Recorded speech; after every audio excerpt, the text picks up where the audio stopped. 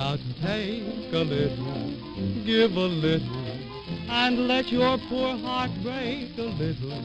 That's the Well, anyway, there were, that's the glory at that stage of the game, you know what, one thing I really regret, something that never occurred to me for a second in those days, and that is the possibility of one of the service academies.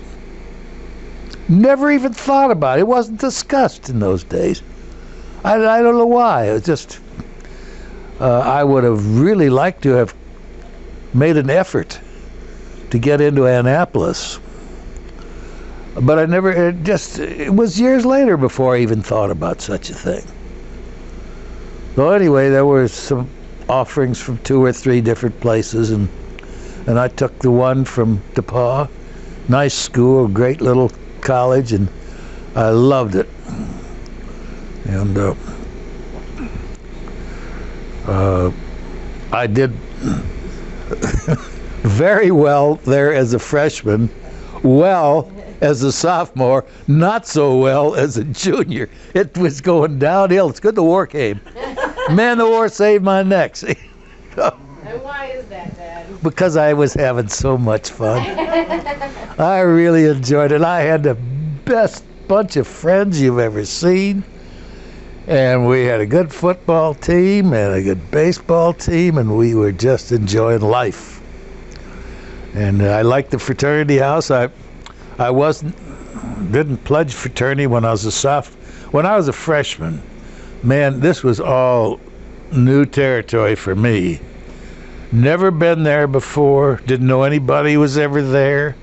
My dad drove me up there, dumped me off in front of Florence Hall with my little old bag, and man, was I sad when he drove away. Well, were you on a scholarship, or they were paying for it? No, it was a scholarship covering, this is a laugher now, covered tuition for 4 years, $1,000. Oh my God. Man. $250 a year, $125 a semester. That was it, man. $1,000 was a full academic scholarship. Isn't that a sign of the times? So anyway, those were great years. You had to have a job? Yeah, I had a job. That was part of the deal. Got a job, wait tables, washing dishes. I love those pictures. Did you live in a dormitory? I just can't picture you doing that. Yeah, I lived in a dorm the first year. Well, here's what happened. Lived in a dorm the first year, and I went out for football, and I didn't think I'd have much time. I looked around and saw the size of those guys, but I did get my numerals, which was, in those days, you know, varsity ball was only 3 years. Freshmen were freshmen, and they didn't play varsity ball until they were sophomores. That's the way it was. It was not a bad idea either. You get college freshmen in there and let them learn the ropes before you kill them. So I went out, and I'm not a pushy sort of a guy. I really am not. I've missed some things in my life because I was just too relaxed about it. Anyway, the way things were going, it didn't look like I had much of a chance of making the freshman team. In the first place, I weighed 132 pounds, and there wasn't another person on any football squad that weighed that little.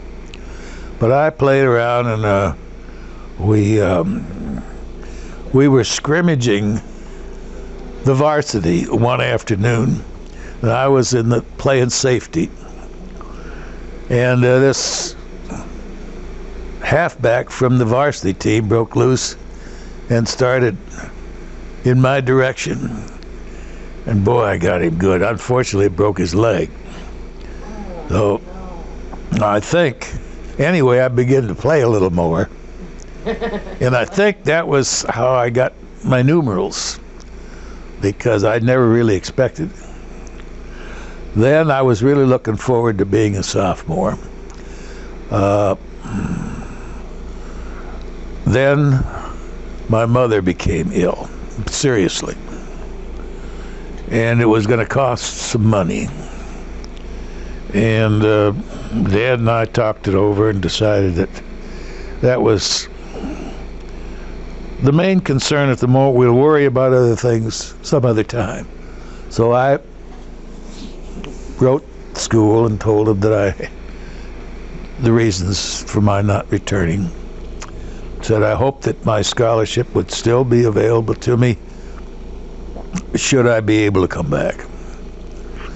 And so I was off then that year and a half, from 1 June until, I don't know, some sort of I really not sure. But anyway, she was in bad shape. And so I took a job, and some friends of the families had owned Kennedy Heating and Air Conditioning business. 2 brothers. And the family knew them, got me a job. They got me a job. And I went to work for these guys. Theoretically, with the title of steam fitter's assistant. I had to join the union, the steam fitters union, man. And then so they found out very quickly that I was dangerous. I ruined more pipe. I ruined more of this, more of that. They give me a pipe and tell me to thread it. And when I got through threading it, there was nothing but threads. Man, it was bad news. So they decided that, well, I was nice to have around and I worked hard, but I was costing them too much money. So they just made me a general butt boy. And man, did I work. I worked so hard, boy. And when we were doing jobs in those days, I mean, it was muscle stuff. These great big radiators, hot water radiators. Wow. And we were doing at one time some government jobs when ceilings were like 14, 15 foot high, and we were putting some of these radiators up high. And well, I won't go into all that because that was a terrible, terrible time. Except once again, it did me a lot of good. When I finally got back to school, man, I was steel. I was tough. Oh, and it worked out. Mom finally got better. And I contacted the school. In the meantime, I had driven up there to see a couple of football games. And when Dad could let me have the car for a weekend, I'd go up there and see a Saturday football game, come back Sunday. And I met a bunch of guys in the fraternity houses, and they started to talk to me about being able to join a fraternity. And as it turned out, I met some real super guys, and I pledged even before I went back to school. So when I went back as a sophomore, I went right into the fraternity house. And a member of the Miami Triad, where there was a good fraternity and 2 questionable ones. Phi Delta Theta was mine. Sigma Chi and Beta Theta Pi were the 2 questionable. Thanks, Dad. You had to get that one in. So anyway, I moved into the fraternity house when I went back, and it was there was a talk about the fluttering duck. That maybe I should just touch on that, because that happened when I was a freshman, trying to make my mark. The Fluttering Duck was a local night bar place where tavern. So it was a saloon. A saloon. And of course that was off bounds. That was out of bounds we even allowed drinking on at the pub.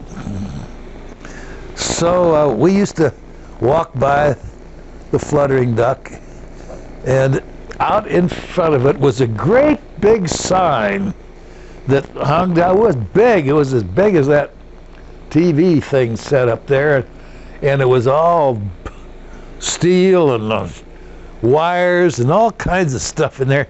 But it was a picture of a great big duck going over the pond or something like that. That's all it was. And it was known all over the campus, the Fluttering Duck, because that's where the townie girls hung out. And boy, oh boy, that was a mean-looking joint. And well, anyway, we were sitting around one night, and I got to thinking about that, and I made a proposal to 3 other guys, and we did it. We took a stepladder, some tools, and we started across the campus. Now they had campus police all over the place. We had to avoid them. Then we got down there, and this is like 2 in the morning, so it was pretty quiet in Greencastle, Indiana. Say that. Got the stepladder out. Up we go, and we take this sign down. It was all the 4 of us could do to carry this thing. We carried this thing back around the security guards and up to one of the sorority houses, and we hung the Fluttering Duck sign in front of the Kappa house. The Kappas were revolted. The school was revolted. The guy who owned the Fluttering Duck was beside himself, because I don't know what it cost him, but he wanted to get his sign back, and he wanted somebody to pay for it. Well, anyway, we became well known. And it was one of our biggest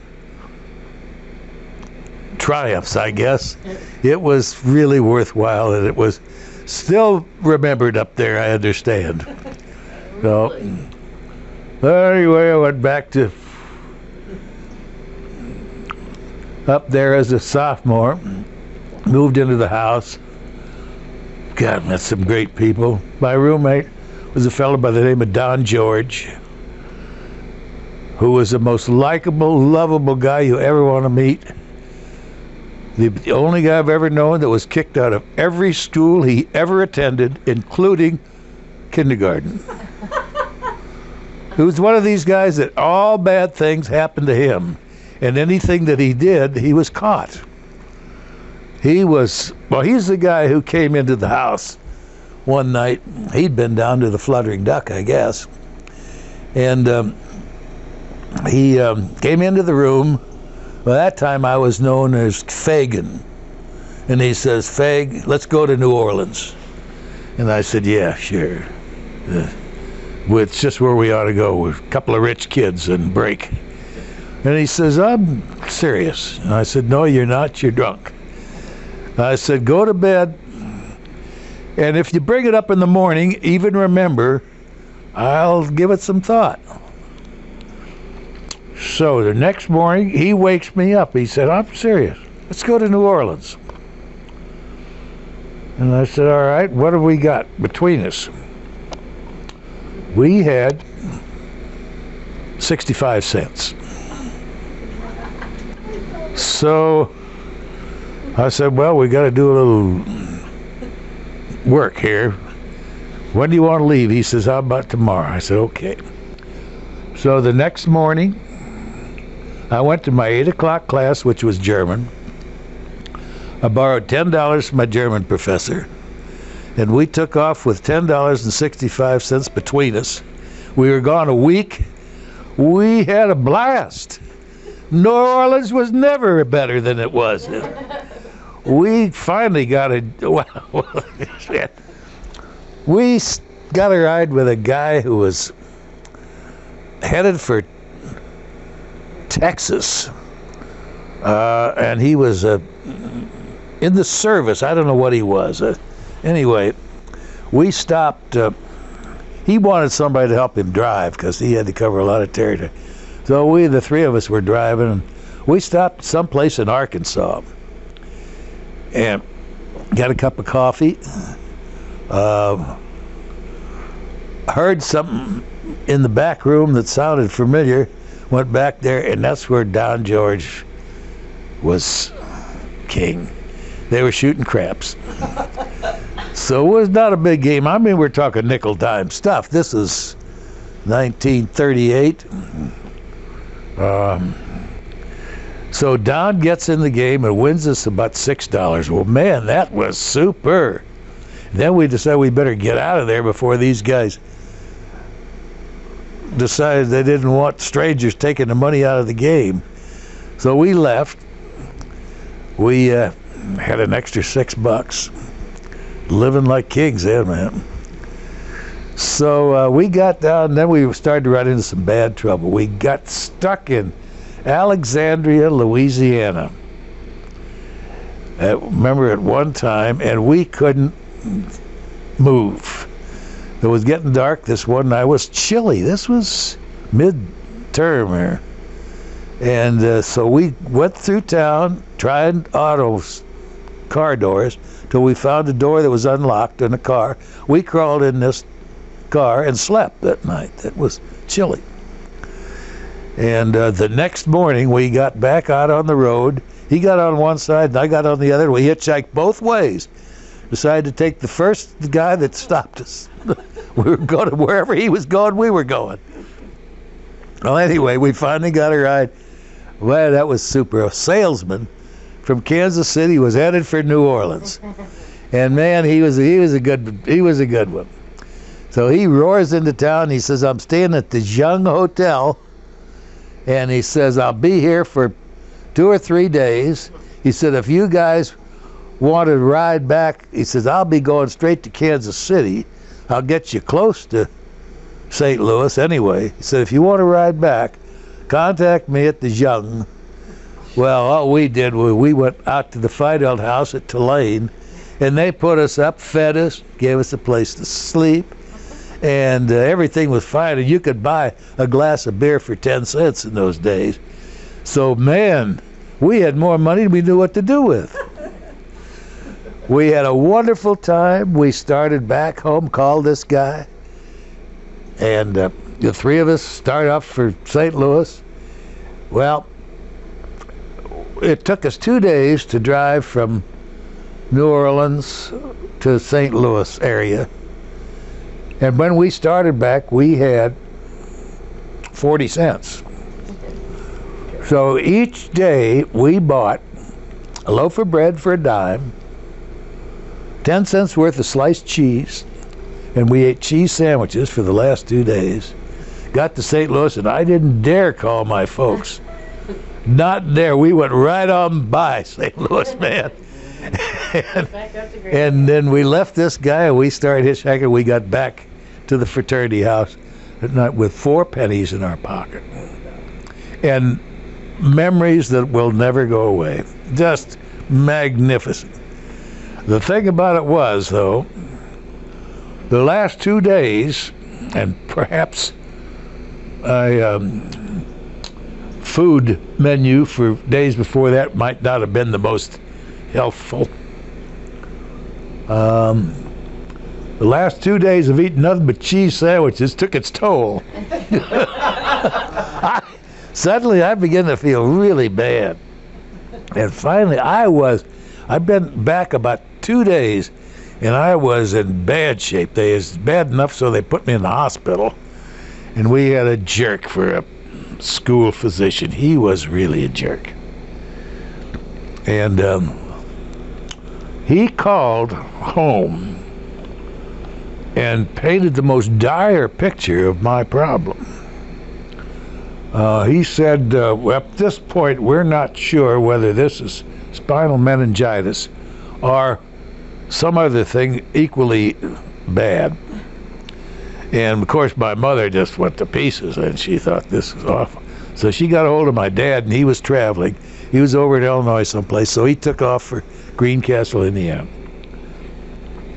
And he rolled into this town, and he went to the fraternity house, and they knew him very well because he was there when I was maybe the first ever streaker. And well, that's another story.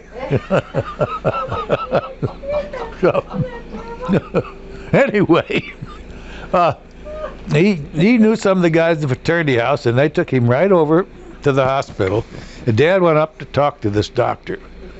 And this guy still didn't know what my problem was. And Dad says, well, I think we better call in someone else and get another opinion. And this guy says, Mr. Hitchings, there is nobody around this part of the country that I figure is my equal or well, something worse to that effect. My dad says, I'll tell you what. He said, if you walk into my son's room one more time, I'm going to kick your butt all the way to Crawfordsville. And that's what happened. Dad went out and got another doctor to come in, and the guy spent a little time with him. He says, well, there's nothing wrong with you except you got constipation so bad. He said, man. So. Oh, my goodness. Well, I don't know how I suddenly remembered the streak. But it was after I joined the fraternity, because it started from the fraternity house. And you see, money was awfully hard to come by in those days. Never had any money. You didn't need it like you do now, but you never had any. Anyway, I don't know how this ever got started, really. But we sitting around the fraternity house, and the subject came up. I wonder what would happen. Some guy tried to run across campus nude. So the subject went on and on, and finally somebody said, by golly, I'd give $5 to see that. And I said, how much? And I said, maybe for 10 I'd do it. So the object was a long block, up where you had to pass by sororities, fraternities. Anyway, way down at the end of that street was a mailbox. And the idea was to take a letter, run to the mailbox, mail it, and run back. Well, let's see, my best time in the 100 at track was 10:1. I think I might have run that in world record time because I came out of the fraternity house like man of war. Off I went, and I passed by some people so fast they said, "Do you recognize him? Who was that? What was that?" Anyway, I came roaring back, and as I came back to the fraternity house and started up the steps, I'm still running, and I'm like this. And they snapped a picture. Only that was only the beginning. They took from some girly magazine a half-nude broad, and however they do these things, where I was like this, they put her right in the crook of my arm. And then redid it again. Well, it was a beautiful job, because when my dad got to the fraternity house the next time, swish, they bring this out. Then what do you think about that? And my dad says, I've always regretted not having a collegiate education. Oh, man. So his dad. Anyway, that was $10. Man. So did you get in trouble? Only spending the $10. Oh, man. So Well, it was one of your fraternity brothers who snapped the picture. oh yes. Not a school paper? No. It was one of the fraternity brothers, and they did a great job. I wish I could find that thing. I had it around for years. It was, well, anyway. So that was one of the highlights of my sophomore year. That was only your sophomore year? That was only the sophomore year. And then where did the name Fagin come from? Well, there was a contest on campus as to who was the most repulsive man on campus. And this is the way it always was. I couldn't even win that. I came in second. Jim Iskey came in first. He's the guy whose silver dollar I have from the war. So anyway, I got to looking so bad. I let my beard grow, which is a terrible beard. Terrible mustache. My hair. My clothes were always bad. So then, I guess I looked so raunchy that somebody said, well, he looks like this guy from Dickens that took little kids and taught them how to steal. So they called me Fagin, and that lasted forever then. Service and everything else. Anyway, that was my sophomore year. But lots of people called you Hitch, too, didn't they? Well, yeah, that was just natural, though. They would do that to Dale, too. So then, when I was a sophomore, went out for football. I worked all year, played a little bit, not very much. In those days, there were two ways you could get a letter. They had major letters and minor letters. The big D, major, small d for minor.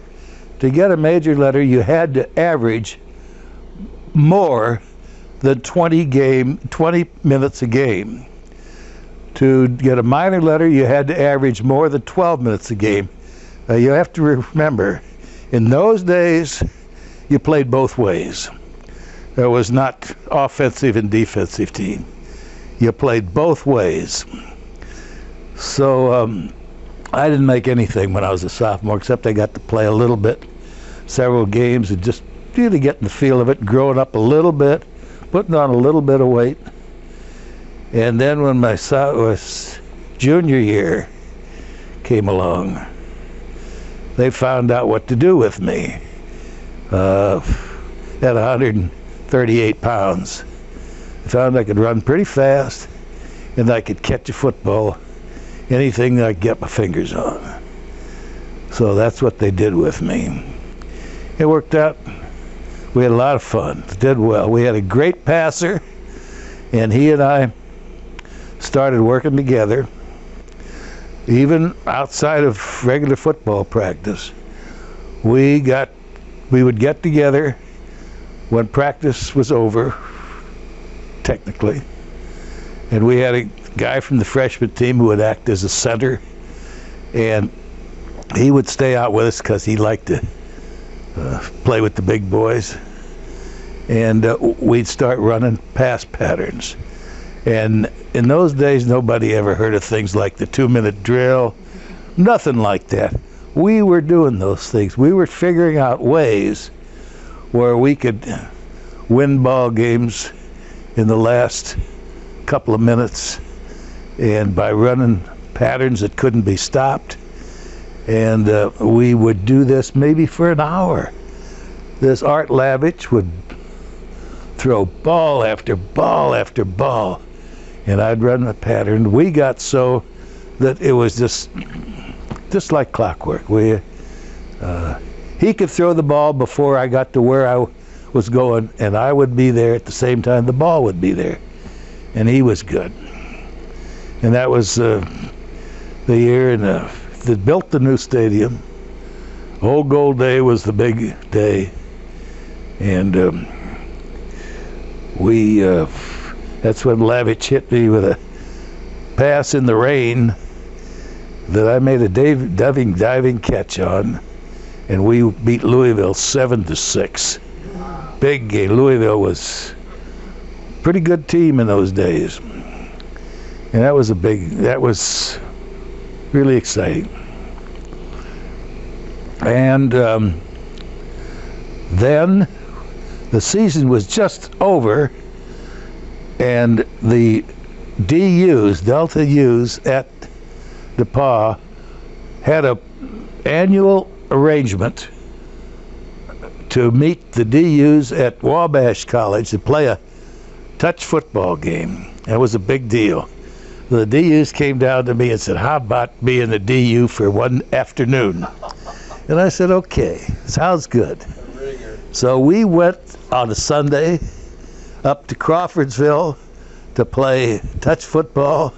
It happened to be December the 7th, 1941. And we beat the devil out of Crawfordsville DUs. And on the way back, we heard this first news of Pearl Harbor.